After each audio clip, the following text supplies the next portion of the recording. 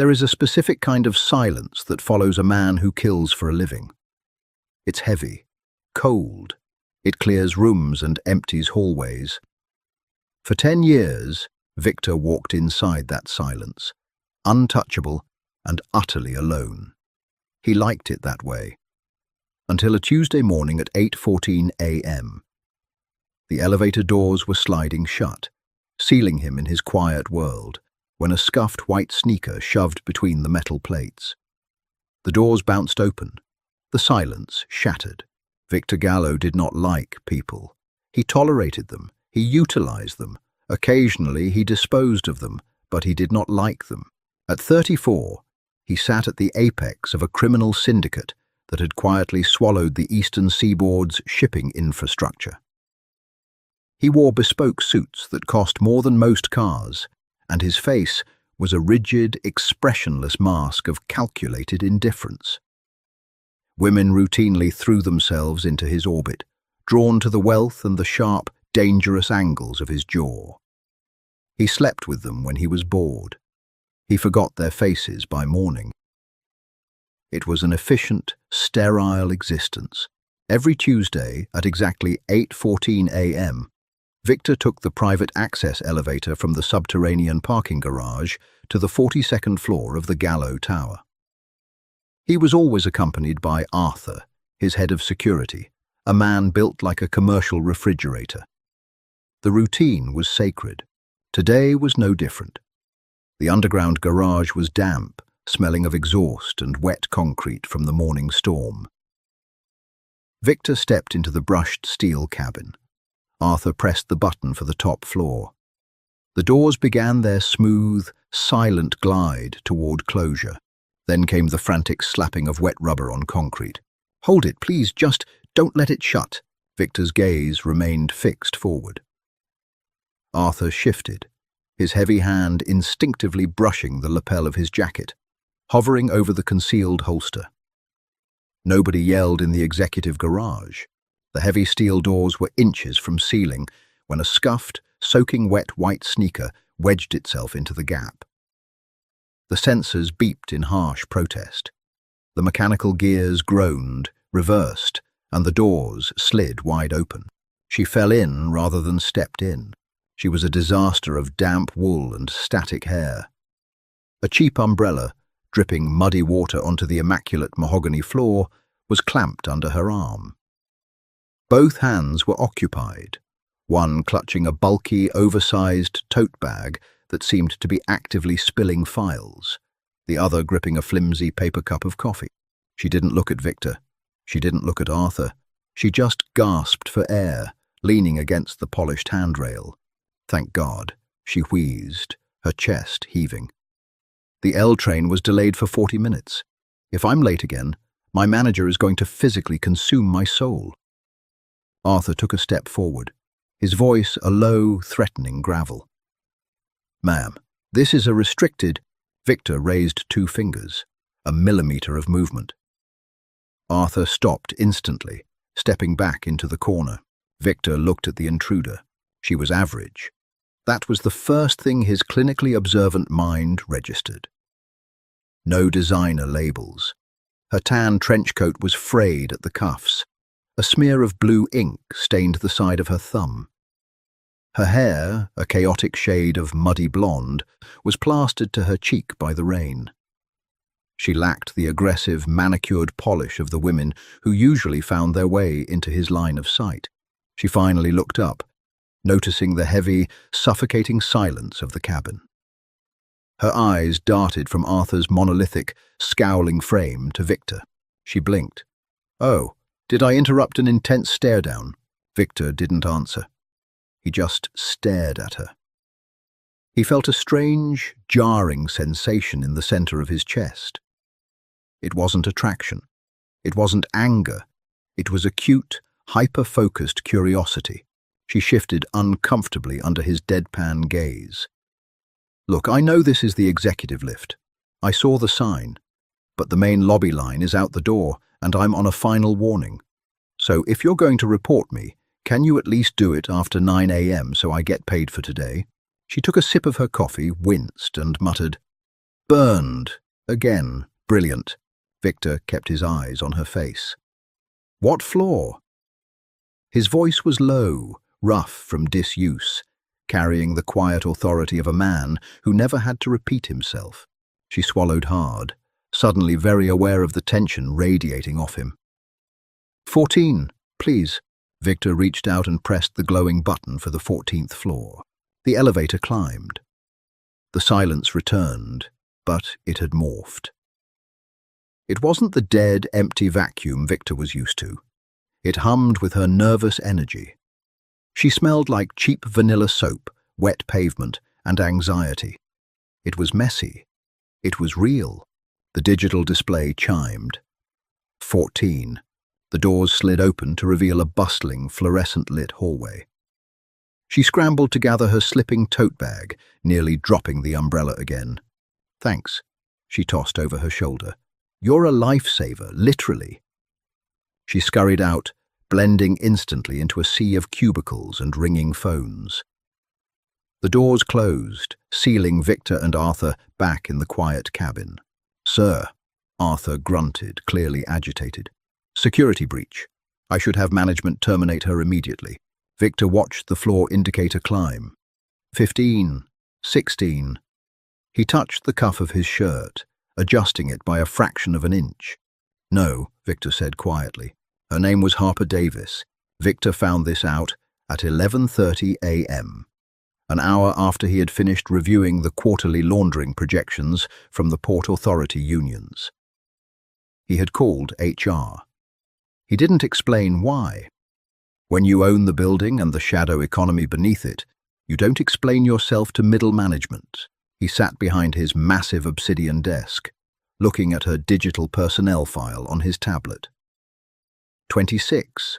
Junior graphic designer for a subsidiary marketing firm his holding company had acquired 2 years ago. Salary, painfully low, no criminal record, one write-up for insubordination. Victor locked the tablet and pushed it away. He stared out the floor-to-ceiling windows at the grey, rain-slicked skyline. He was losing his mind. That was the only logical conclusion. For 10 years, his survival had depended on absolute detachment. He didn't care about junior graphic designers. He cared about profit margins, loyalty, and eliminating threats before they materialized. Yet the image of that scuffed white sneaker wedging into his perfectly ordered life kept flashing behind his eyes. The next morning, at 8:10 a.m., Victor stood in the subterranean garage. Arthur was at his side. "Sir, we're early," Arthur noted. "We wait," Victor replied, his tone ending the conversation. At 8:13 a.m., the rapid squeak of rubber soles echoed off the concrete pillars. Victor felt a muscle feather in his jaw. Harper came rounding the corner, clutching a paper bag and a massive iced coffee. She froze when she saw the open elevator and the 2 men standing inside. Her shoulders slumped. "Oh, come on," she groaned, walking over. She stood just outside the doors. "You guys again? Do you just live in this specific elevator?" Arthur glared. Victor simply held his hand over the door sensor so it wouldn't close. "Get in," Victor said. Harper sighed, stepping inside. 14, please, since you're standing by the buttons." Victor pressed 14. He pressed 42. She leaned against the back wall, ripping open her paper bag. She pulled out a violently artificial-looking breakfast pastry. Flaky crust went everywhere. Arthur twitched as a crumb landed on his polished black shoe. "I woke up early today," Harper announced to the air, taking a massive bite. "Subway was on time. I was going to be 15 minutes early. Then a pigeon decided to kamikaze into the subway doors and delayed us." She looked at Victor, chewing aggressively. "You look like a guy who doesn't ride the subway or deal with pigeons." "I don't," Victor said. "Must be nice. What do you do?" "Finance. You have major foreclosing on an orphanage energy." Arthur exhaled sharply through his nose, a clear warning. Harper ignored him. "I oversee logistics," Victor said smoothly. It wasn't a lie. Moving illegal weapons was a logistical nightmare. Fun, she mumbled. She dropped a piece of icing on the floor. She cursed softly, bending down to scrape it up with a napkin. Sorry, I'm a walking hazard. You're wearing... I don't even know what that suit is made of, but it looks like it costs my annual rent. Don't let me get crumbs on you. Victor looked down at her. She was crouched by his expensive Italian leather shoes, scrubbing at the floor with a cheap napkin. He felt a sudden, inexplicable urge to reach down and pull her up by the shoulders. He wanted to tell her she didn't have to clean the floor for him. He wanted to tell her he could buy her the entire bakery. He kept his hands firmly at his sides. "Leave it," he ordered softly. She stood up, tossing the napkin into her bag. The elevator pinged at 14.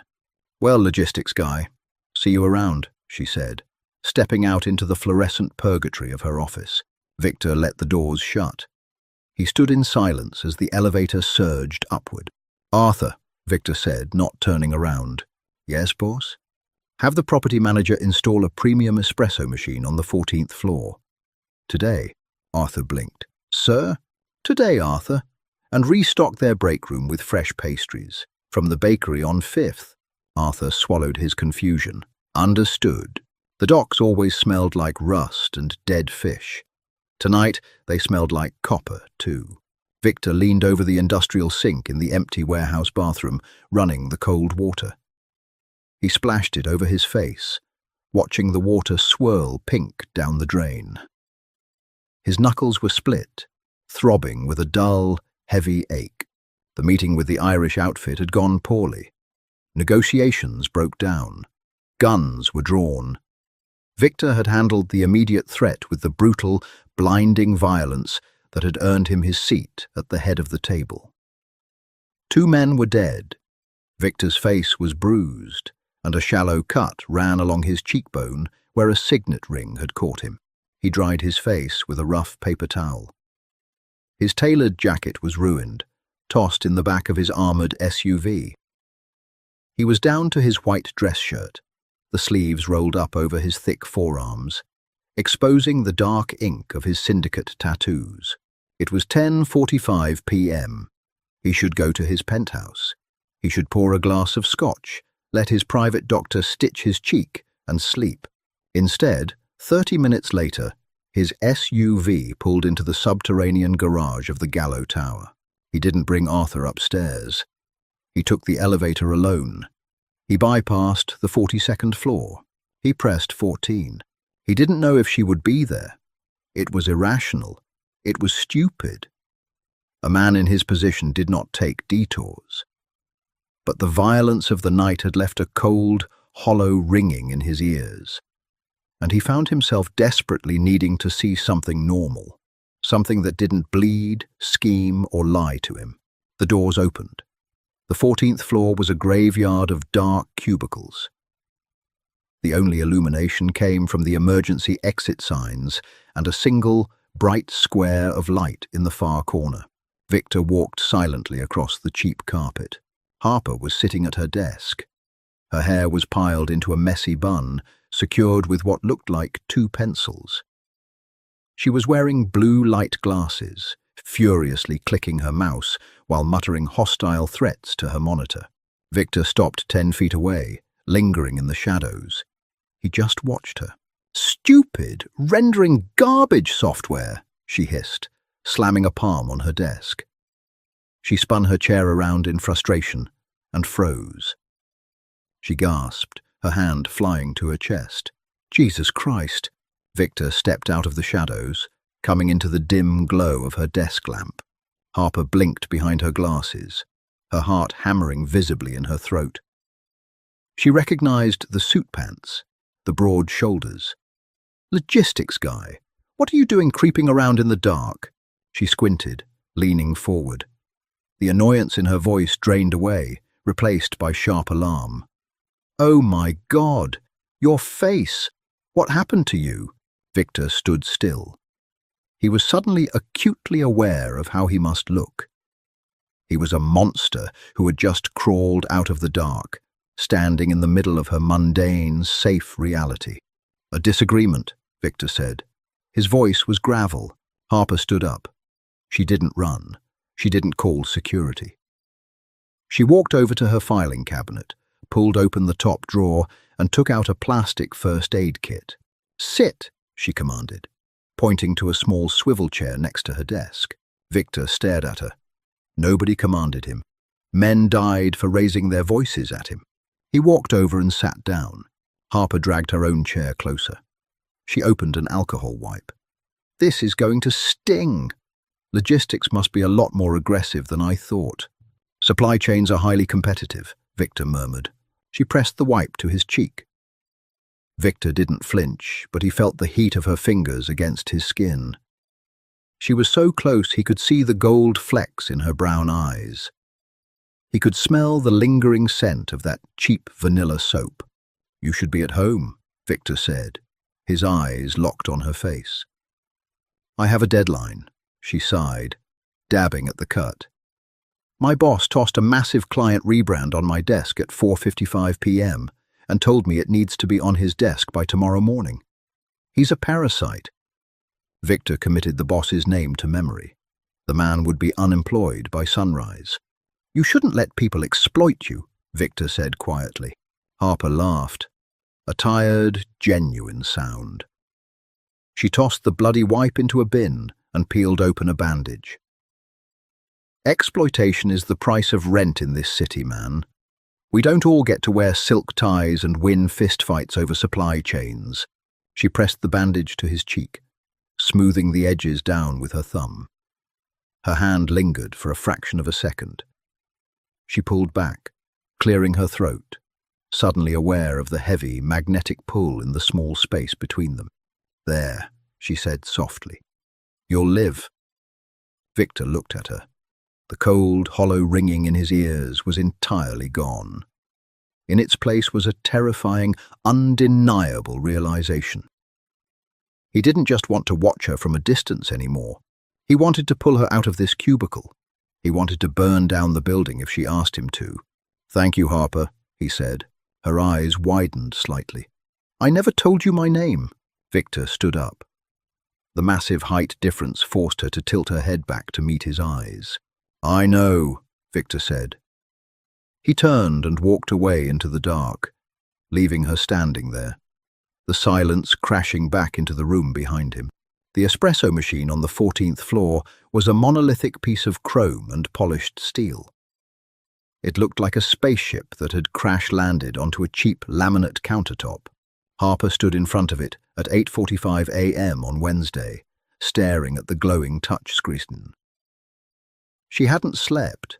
She had submitted the rebrand presentation at 4:12 a.m., collapsed onto her desk, and woken up at 7 a.m. with a keyboard imprint on her left cheek.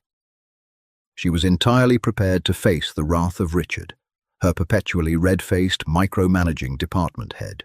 Instead, she found the spaceship coffee maker, a spread of artisan pastries that smelled like pure butter, and a strange, buzzing quiet in the office. "Did corporate buy us out?" Harper muttered, tapping a button that dispensed a perfectly layered macchiato into her mug. Her co-worker, a nervous guy named Ben, slid up next to her. He grabbed a chocolate croissant with the reverence of a man handling a holy relic. "You didn't hear," he whispered, his eyes darting toward the glass-walled manager's office. "Hear what?" "I was technically unconscious for the last 3 hours. Richard is gone." Harper took a sip of the coffee. It was the best thing she had ever tasted. Gone like he went to a dental appointment, or gone like he threw another tantrum and broke the copier. Gone like his office is entirely empty. Security came up at 6 in the morning with cardboard boxes. They packed his desk. HR sent an email 5 minutes ago saying Richard has decided to pursue alternative career paths effective immediately, and that we're now directly under the holding company's oversight. Ben took a bite of the croissant, a look of pure bliss washing over his face. And then this machine showed up. It's like we died and went to corporate heaven. Harper stared at Richard's dark, empty office. A chill, completely unrelated to the aggressive air conditioning, walked up the back of her neck. You shouldn't let people exploit you. The memory of the logistics guy sitting in her cheap swivel chair, his face bruised, his voice carrying the weight of a loaded gun, echoed in her head. She shook it off. It was a coincidence. The logistics guy was a mid-level suit with a temper and a nice jacket. He didn't have the power to disappear a department head before sunrise. Did he? 42 floors above, Victor watched the 14th floor break room on a muted security feed. He sat in the dark leather chair behind his desk, his elbows resting on the arms, his hands steepled in front of his face. He watched her drink the coffee. He watched the tension leave her shoulders. He watched her pick up a pastry, examine it, and take a massive, ungraceful bite. A faint, almost imperceptible line of tension eased in Victor's chest. Arthur stood by the door, rigid and entirely out of his element. "Sir, the transition of the marketing department is complete." Richard was given a severance package and signed a very aggressive non-disclosure agreement. He is relocating to Seattle. Today. "Good," Victor murmured, his eyes never leaving the screen. "Sir," Arthur started, hesitating. This was dangerous territory.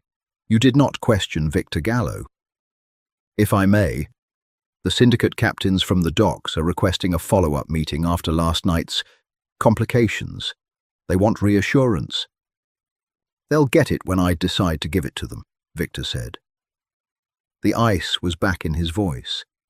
"Let them sweat." The Irish made a move. We repelled it.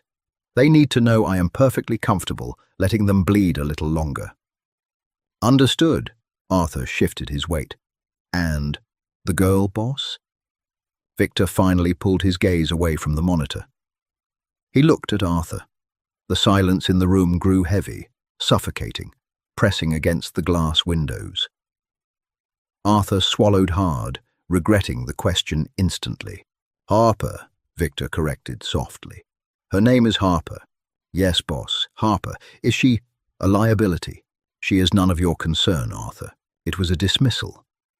Arthur nodded once and stepped out of the office, closing the heavy oak doors behind him. Left alone, Victor stood up and walked to the floor-to-ceiling windows. The city sprawled below him, a concrete grid of millions of people living millions of insignificant lives. For 10 years, he had operated above it all. He had built a fortress of money, fear, and blood. He was safe up here. He was untouchable. But looking down at the grey streets, he realized he didn't want to be in the fortress anymore. He wanted to be on the subway.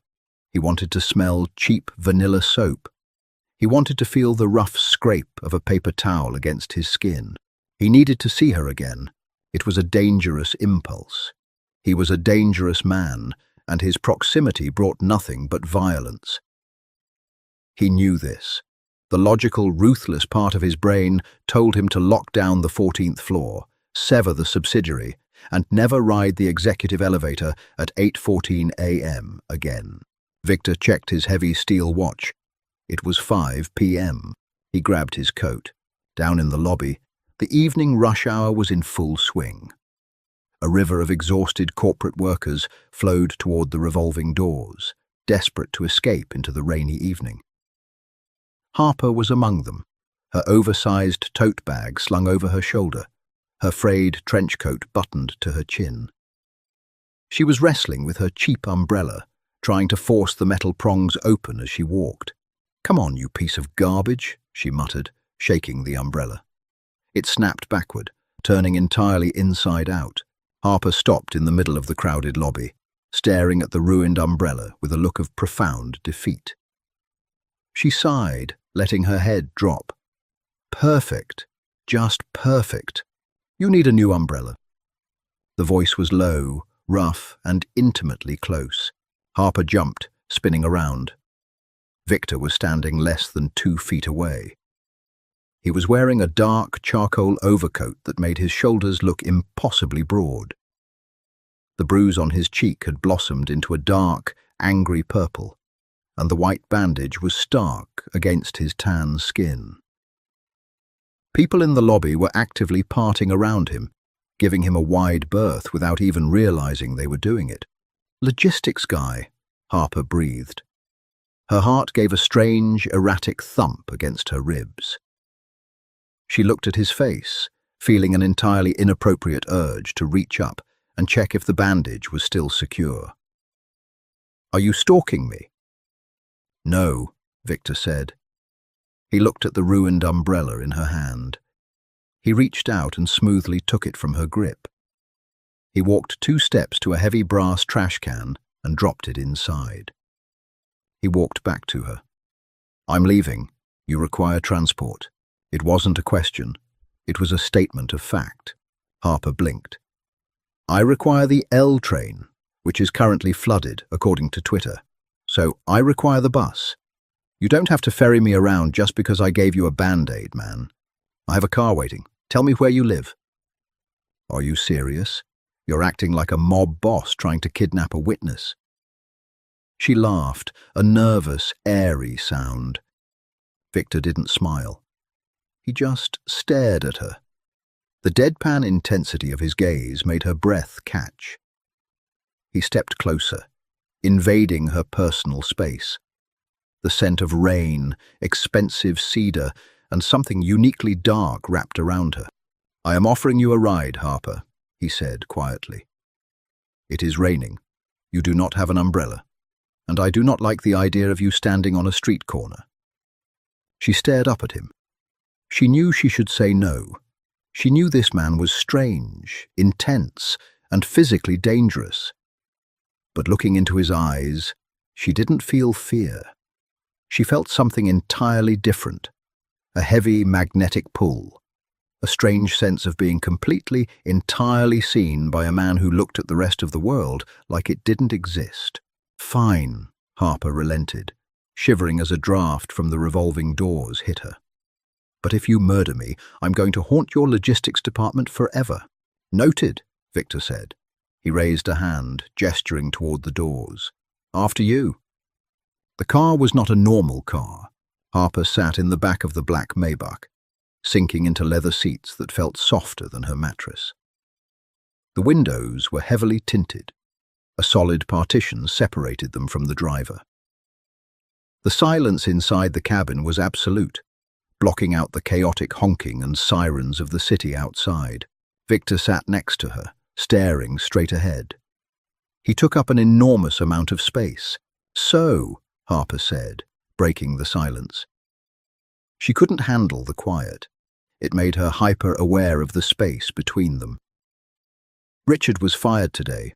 Erased from existence, actually." "I'm aware," Victor said. "Right. Corporate logistics."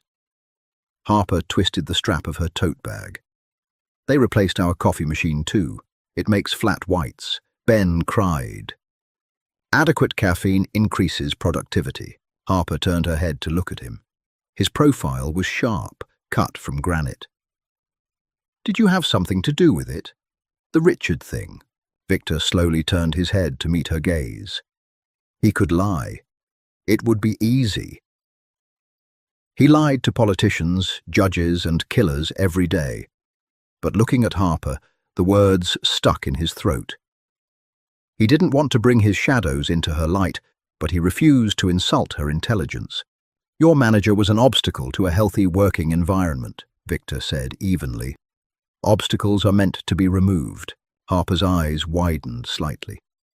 She stared at him, trying to pass the corporate speak from the underlying threat. "You fired him because I complained about my deadline." "I relocated him," Victor corrected. "He was generously compensated." You can't just do that. You can't just upend a man's life because a girl in an elevator complained about him." "I can," Victor said softly. "And I did." Harper fell silent. She looked away, staring out the rain-streaked window. She didn't know what to make of him. He was a puzzle with jagged, dangerous edges. The car glided out of the polished financial district and entered the grittier, neglected streets of her neighborhood. The neon signs flickered. Trash piled up on the curbs. Harper felt a sudden spike of embarrassment. She lived in a crumbling walk-up above a closed-down laundromat. It was not the kind of place a man in a Maybach ever visited. "You can just pull over here," Harper said, gesturing to the corner. "It's a one-way street up ahead." Victor didn't relay the order to the driver. The car smoothly turned down the narrow street, tires splashing through deep potholes, until it idled directly in front of her building. "Thank you for the ride," Harper said, grabbing her bag. She reached for the door handle. "Wait," Victor commanded. He didn't wait for her response. He opened his door and stepped out into the pouring rain. Harper watched in confusion as he walked around the back of the car. He opened her door, holding a massive black umbrella over the opening to shield her. She stepped out, immediately huddled under the protective dome of the umbrella. He was standing very close. "You're getting your suit wet," she noted, looking at the rain, spotting his shoulders. "It's just fabric." They stood on the cracked sidewalk. Harper pointed to the heavy metal door covered in graffiti. "Well, this is my glamorous estate. Thanks again, Mr. Logistics." She reached into her bag, digging for her keys. As she did, the metal door violently swung open. A large, heavy-set man in a dirty undershirt stumbled out. He smelled intensely of stale beer and cheap cigars. It was Mr. Henderson, the building owner, who had a reputation for aggressive rent collection and entering apartments without notice. He glared at Harper. "Davis, you're late on the utilities fee. I told you, I want the $50 by Friday or I'm shutting off your hot water." Harper stiffened, her face flushing red. "Mr. Henderson, the lease says utilities are included. You can't just make up fees because you lost at the track again." Henderson stepped forward, his face turning an ugly shade of purple. He raised a thick, meaty finger, shoving it aggressively toward Harper's face. "Listen here, you little—" He never finished the sentence. Victor moved with a terrifying, fluid speed. His large hand shot out, clamping around Henderson's thick wrist. He didn't just hold it, he applied a precise, localized pressure. Henderson let out a sharp gasp of pain, his knees buckling slightly as the bones in his wrist ground together under Victor's iron grip. Victor stepped smoothly between Harper and the landlord. His face didn't change. He didn't look angry. He looked entirely hollowed out, empty of any human emotion. The umbrella shielded them, creating an intimate, terrifying bubble on the wet sidewalk. "You are addressing her incorrectly," Victor whispered. His voice was barely louder than the falling rain, but it carried a lethal, freezing weight.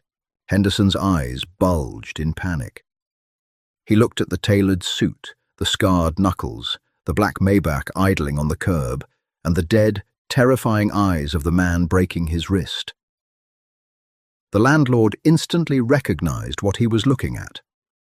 "You didn't live in this city without knowing the look of a man who killed without consequence." I, Henderson stammered, sweat breaking out on his forehead despite the cold rain. "The hot water will remain operational," Victor stated, his voice flat. "There are no additional fees. If she ever feels uncomfortable in this building again, I will return, and we will have a much longer conversation. Do you understand the mechanics of this arrangement?" Yes, I got it. Jesus, let go." Victor released him. He didn't shove him, he just opened his hand. Henderson stumbled backward, clutching his wrist, and practically fell back inside the building, slamming the heavy metal door shut behind him. The silence returned to the street, save for the steady drumming of the rain against the umbrella. Harper stood frozen. Her heart was beating so fast it blurred in her chest. She looked at Victor. He pulled a pristine white handkerchief from his pocket, methodically wiping the hand that had grabbed the landlord before dropping the cloth into a nearby puddle. He turned to look at her. The lethal emptiness was gone from his eyes, replaced by that intense, hyper-focused observation. "Are you okay?" he asked softly. Harper swallowed hard.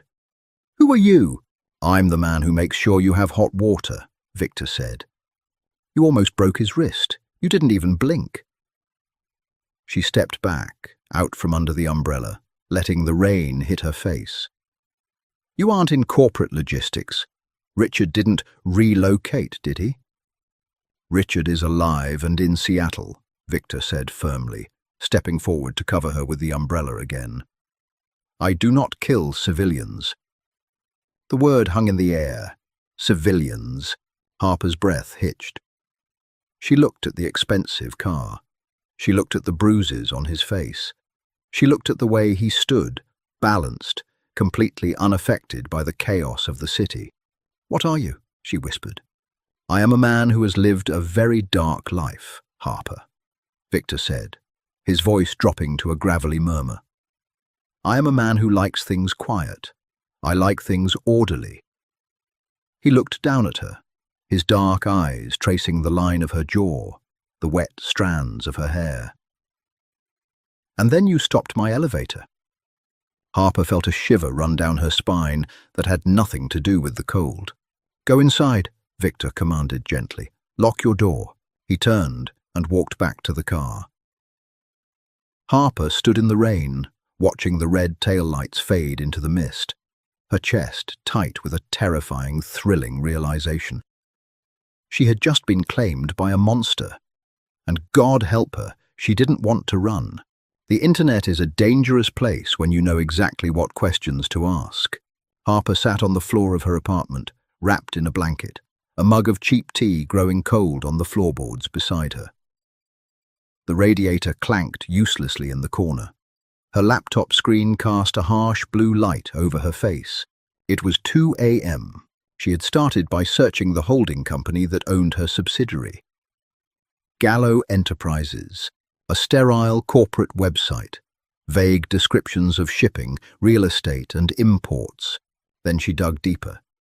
She searched court records, union disputes at the Eastern Seaboard docks, FBI press releases regarding organized crime in the shipping sector.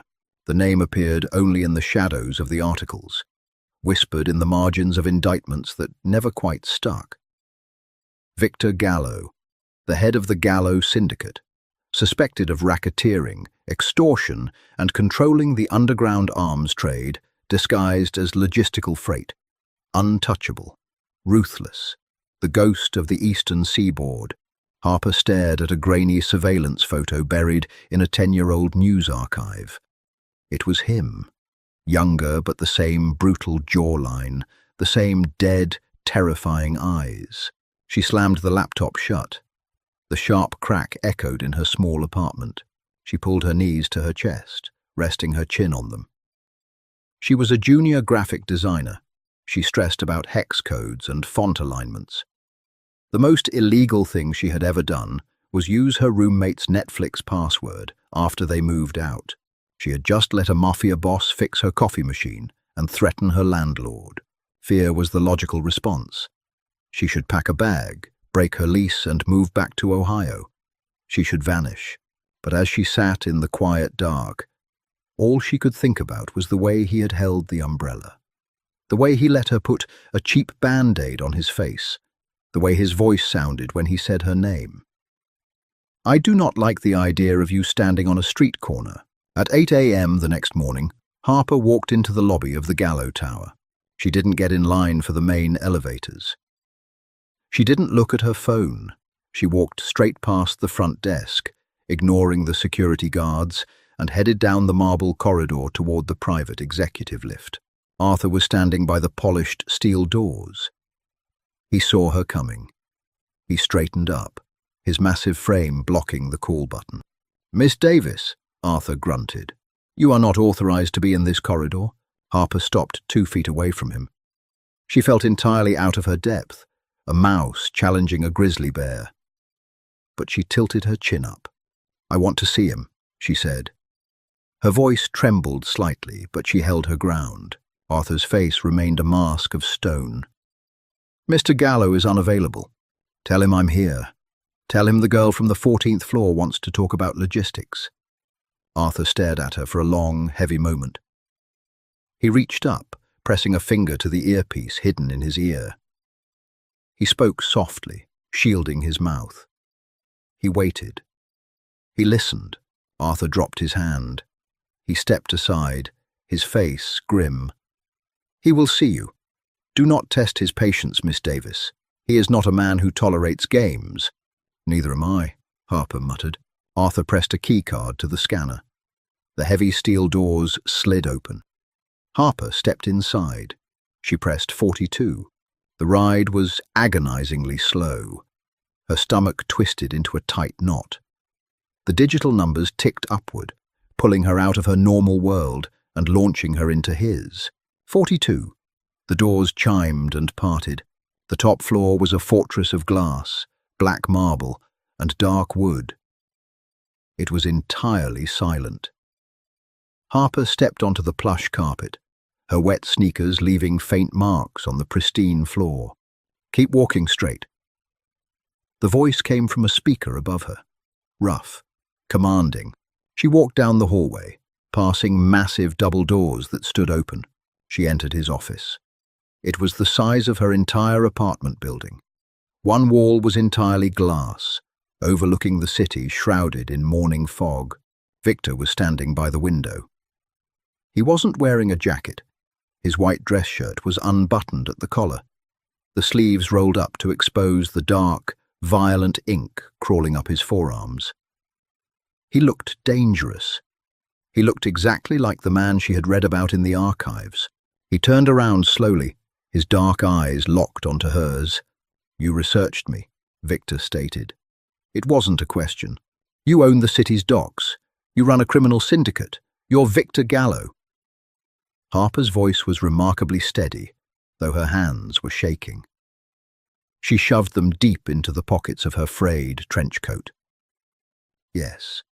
He didn't flinch. He didn't try to soften the blow. "Are you going to kill me for knowing?" Victor's jaw tightened. A flash of something raw and deeply pained crossed his stoic features. He took a step toward her, the sheer gravity of his presence pulling the air out of the room. "I would burn this city to ash before I let anyone harm you," Victor said, his voice dropping to a low, vibrating hum. "Including myself." Harper held her breath. "Why? You don't know me. You're a mob boss, Victor. You extort people. You hurt people." "I eliminate threats," Victor corrected softly, closing the distance between them. He stopped just inches away. She had to tilt her head back to look at him. "I live in the dark, Harper. For 10 years, I have not felt a single human emotion. I operated. I survived. I built an empire on violence because violence is the only currency this world respects." He reached up slowly, telegraphing his movement so she wouldn't flinch. He didn't touch her. His hand hovered just an inch from her cheek, tracing the line of her jaw in the air. "And then," he whispered, his eyes dropping to her lips before meeting her eyes again. "A girl shoved a wet sneaker into my elevator. She complained about her boss. She dropped pastry crumbs on my shoes. She didn't look at me with fear or greed. She looked at me like I was a person." Harper's heart hammered against her ribs. She could feel the heat radiating off him. She could smell the gun oil and expensive cologne clinging to his shirt. "You're a criminal," she whispered, a final, desperate attempt to hold on to her rational mind. "I am. You threatened my landlord. I protected what is mine," Harper gasped softly. "I'm not yours." Victor finally closed the gap. His large, rough hand cupped her jaw. His touch was impossibly gentle, a stark contrast to the violence she knew he was capable of. His thumb brushed over her cheekbone. "You are," Victor said, his voice a dark, absolute vow. "You were mine the second the elevator doors opened. You just don't know it yet." He didn't kiss her. He didn't force her. He just stood there, letting the weight of his confession settle over her, leaving the choice entirely in her hands. She could walk out the door, take the elevator down, and disappear into the crowd. He would let her go. He would suffer the silence again if that was what she wanted. Harper looked into the eyes of the monster. She saw the blood on his hands and the ice in his veins. But beneath it all, she saw the desperate human need of a man standing in the cold, waiting to be let in. Harper reached up. She wrapped her fingers around his wrist. She didn't push him away. She pulled him closer. When she pulled him in, Victor didn't move immediately. For a fraction of a second, the deadliest man on the eastern seaboard froze. He was a man accustomed to taking, breaking, and commanding. Being invited, being chosen, shattered the rigid architecture of his mind. Then his control snapped. His mouth came down on hers. It wasn't a gentle, cinematic kiss. It was desperate, heavy. It tasted like black coffee, adrenaline, and ruin. Victor's hands, massive and calloused, framed her face like she was made of antique glass, holding her with a careful, terrifying reverence. Harper gripped the lapels of his shirt, anchoring herself against the sheer force of him. She felt the solid, unyielding muscle of his chest, the heavy thud of his heart, and the cold, dense shape of the holstered weapon sitting flat against his ribs. It should have terrified her. The gun, the man, the reality of what she was doing. Instead, she leaned into it. She felt the chaotic, buzzing anxiety of her daily life evaporate, swallowed whole by the overwhelming, absolute safety of his shadow. When Victor finally pulled away, his breathing was ragged. He rested his forehead against hers. His eyes were closed. He looked entirely wrecked, stripped of the bulletproof armor he wore for the rest of the world. "You can't walk back from this," Victor whispered, his voice a gravelly rasp. "If you stay in this room, Harper, you are mine. I will not let you go. I will tear apart anyone who tries to take you." "I'm not asking to leave," she said softly. She brushed a stray piece of dark hair from his forehead. Victor opened his eyes. The terrifying deadpan void was gone. In its place was a fierce, possessive fire that made her breath hitch. Life on the 14th floor changed subtly over the next 3 weeks. Harper still went to her cubicle. She still designed logos. She still dealt with clients who didn't know what they wanted. But the edges of her world had been padded with Kevlar. The subsidiary was quietly restructured. The new department head was a quiet, polite woman who never asked Harper to stay past 5 p.m. A dedicated town car was permanently stationed outside the building, its driver waiting strictly for Harper at the end of her shift. She didn't ride the L train anymore. She didn't worry about her landlord, who now actively crossed the street whenever he saw her coming. And every Tuesday, at 8:14 a.m., she took the executive elevator. She would step in, and Arthur would press the button for 42. She would spend exactly 15 minutes in Victor's office. Sometimes they drank coffee in silence. Sometimes she sat on his desk, swinging her legs, talking about her mundane complaints, while he reviewed shipping manifests worth tens of millions of dollars. He listened to her with the same hyper-focused intensity he applied to dismantling rival cartels. She grounded him. She was the only quiet place in his violent universe. But Victor's universe did not tolerate quiet for long. A syndicate operates on fear and perceived invulnerability. The Irish faction, led by an aging, bitter man named Declan, had not forgotten the 2 men Victor had killed at the docks. They had spent the last month looking for a crack in the armor of the Gallo Empire. Victor was famously a ghost. He had no family, he had no vices, he had no weaknesses, until Declan's men noticed the black Maybach idling outside a crumbling walk-up in the worst part of town. It was a Thursday evening. The rain had washed the city slick and black. Harper was working late, ignoring the polite suggestions of her new manager to go home. She had a project she actually cared about, and she wanted it finished. She was alone on the 14th floor. The only sound was the hum of the fluorescent lights and the clicking of her mouse. 42 floors above, Victor was sitting at his desk. He was looking at a live feed of the security cameras. He watched her work. It was a habit he had developed, a silent vigil that kept the hollow ringing out of his ears. His desk phone buzzed. A direct line, secure. "Speak," Victor commanded. "Boss." It was Arthur. He was stationed in the lobby. "We have a problem. 3 vehicles just pulled up to the loading dock, unmarked, heavy suspension.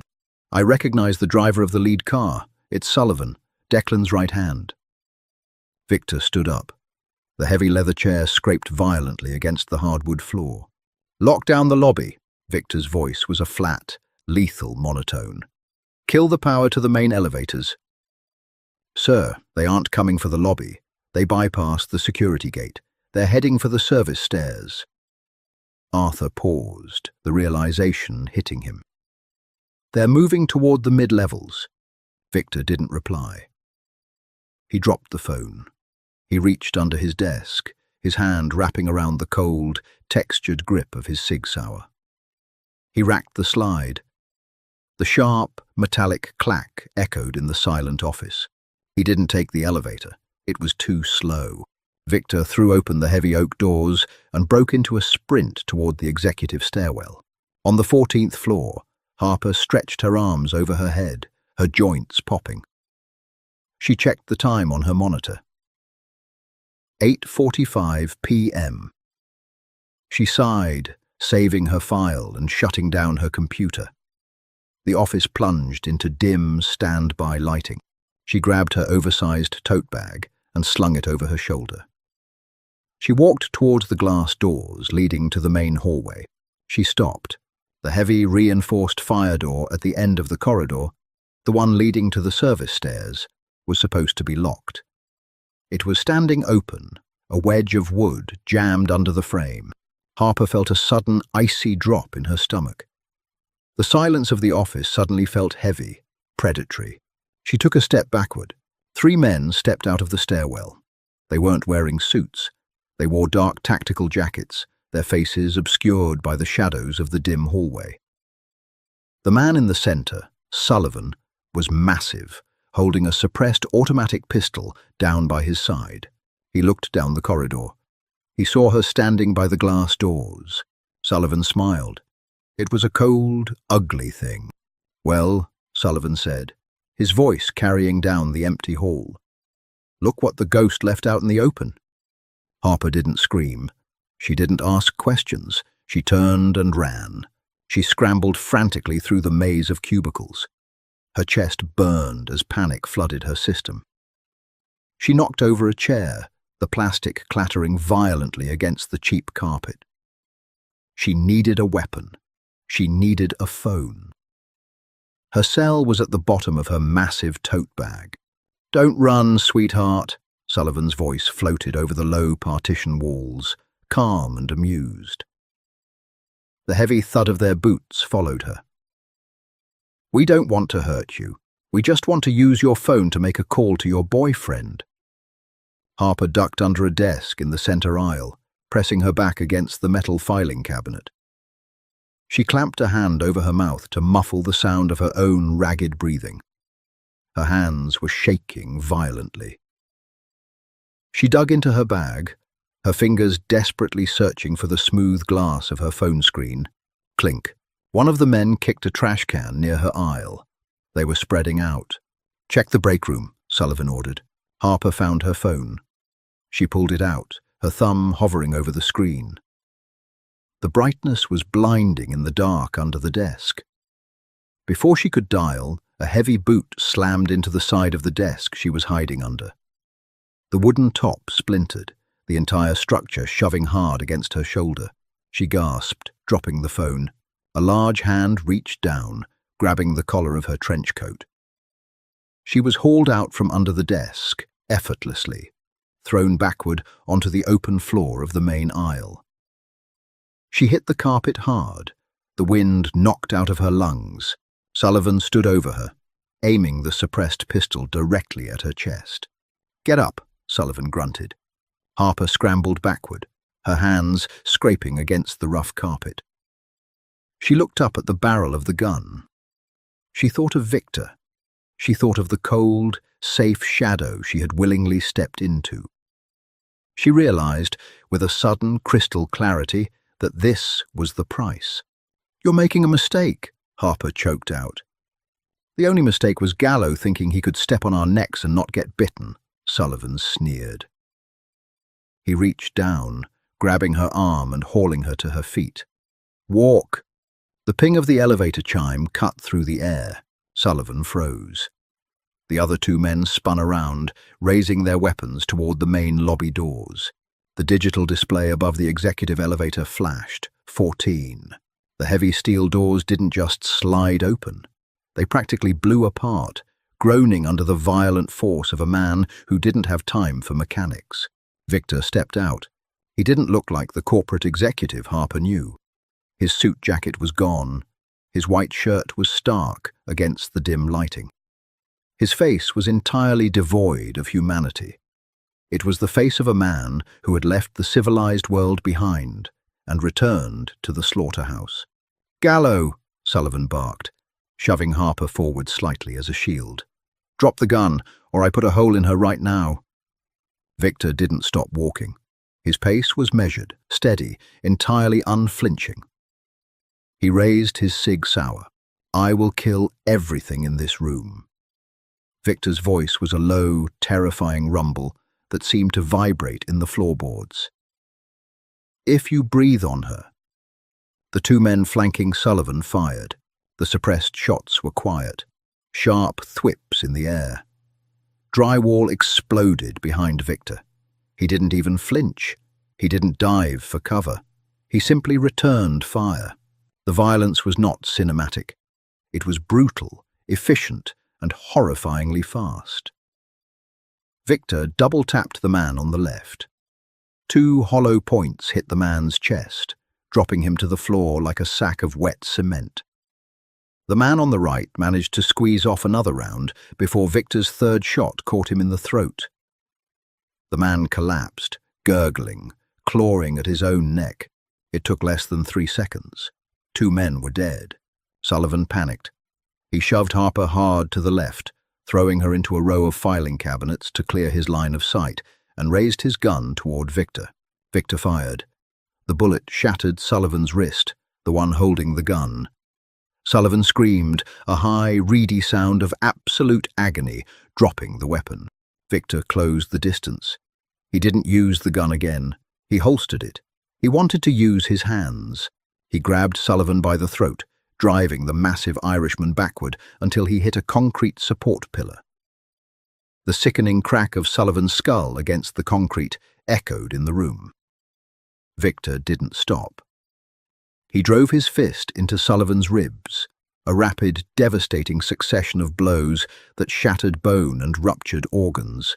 "Victor!" Harper's voice was a ragged scream. Victor froze, his fist pulled back for another strike. Sullivan was entirely limp, barely breathing, sliding down the concrete pillar to crumple on the floor. Victor stood there, his chest heaving, his knuckles split and bleeding. He looked down at his own hands, the violent red staining his pale skin. He slowly turned his head to look at Harper. She was sitting on the floor, clutching her shoulder where she had hit the cabinets. She was staring at the bodies, the blood pooling on the cheap office carpet. The absolute carnage he had just brought into her world. The rage drained out of Victor, replaced by a cold, hollow dread. He had shown her the monster. He had let the dark slip off its leash in front of her. She would run now. He knew she would. He would have to let her go.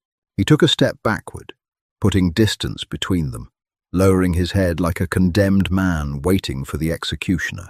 "I'm sorry," Victor rasped.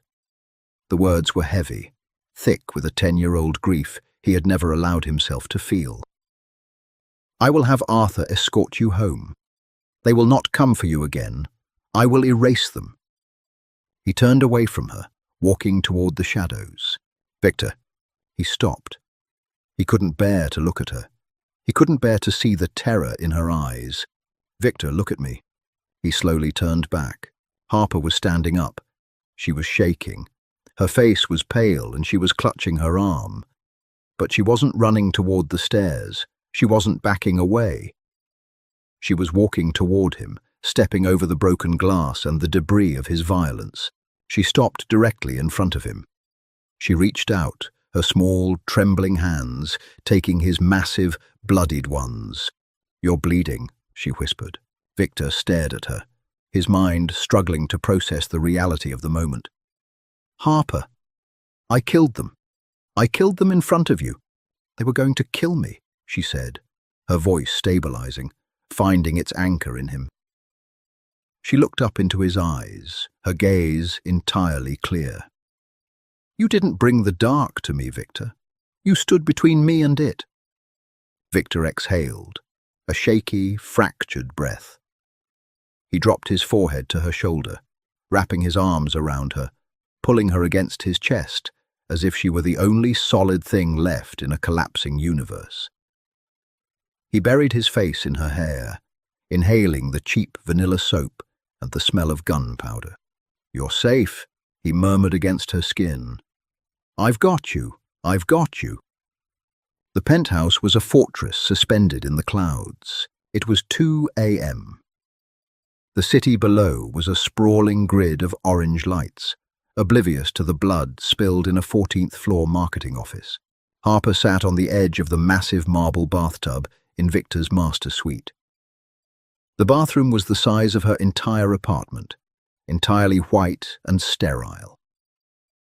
Victor sat on a low stool in front of her.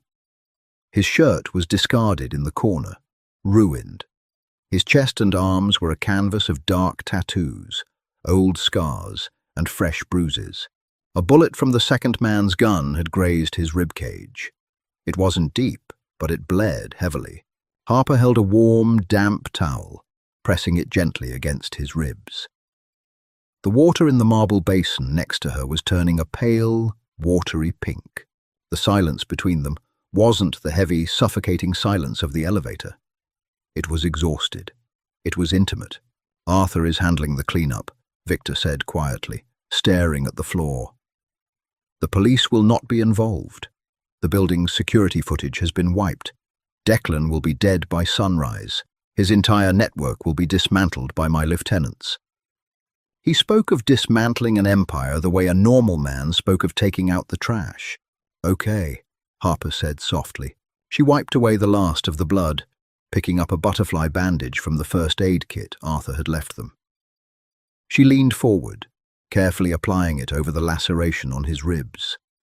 Her fingers brushed against his skin, warm and steady. Victor finally looked up.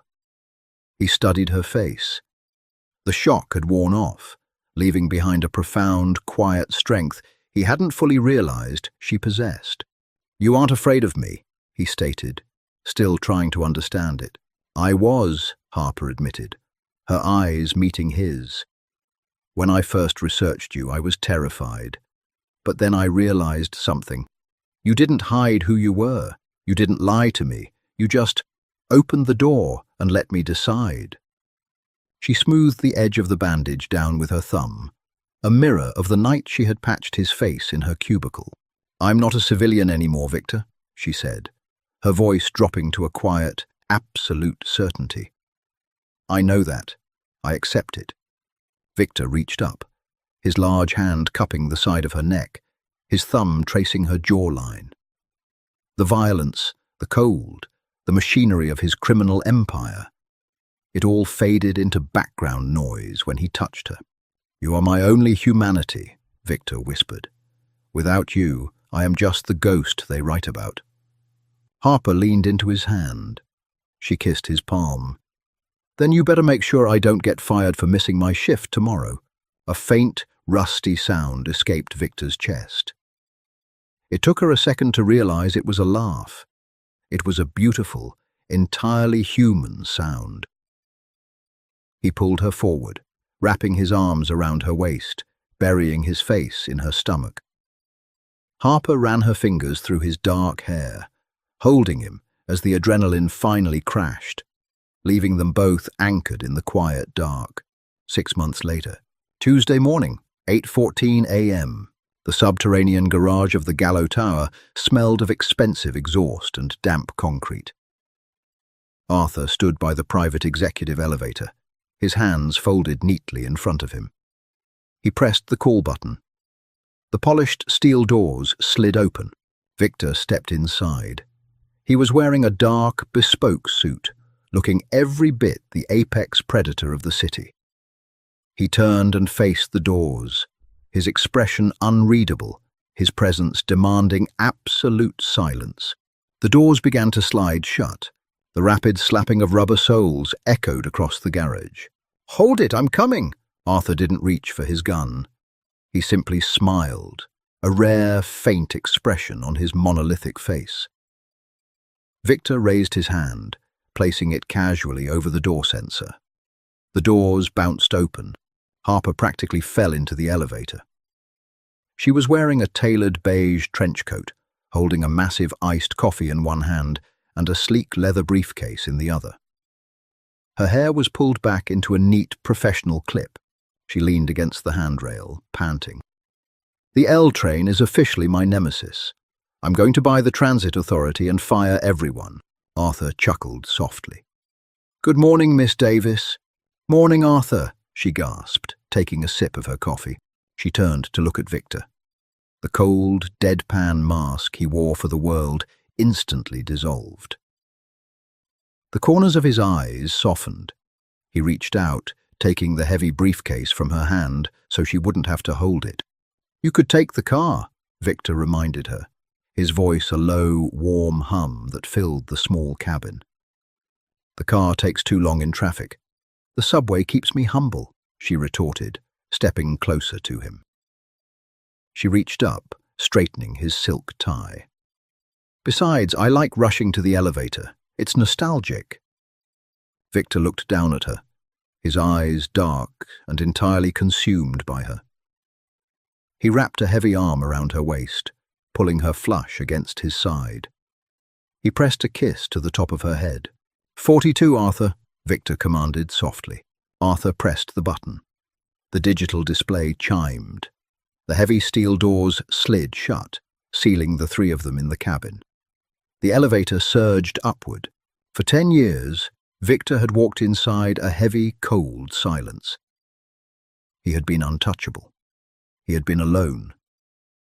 But as he stood there, feeling the warmth of her pressed against his side, listening to her complain about the subway and the weather, he realized the silence was gone forever. He didn't miss it at all. If Victor and Harper's intense, protective romance kept you on the edge of your seat, smash that like button right now. Let me know in the comments, would you have stayed after seeing Victor's dark side, or would you have run for the stairs? Don't forget to share this story with anyone who loves a gritty, slow-burn mafia romance, and subscribe to the channel for more original, dark drama stories every week. Stay safe out there, and see you in the next video.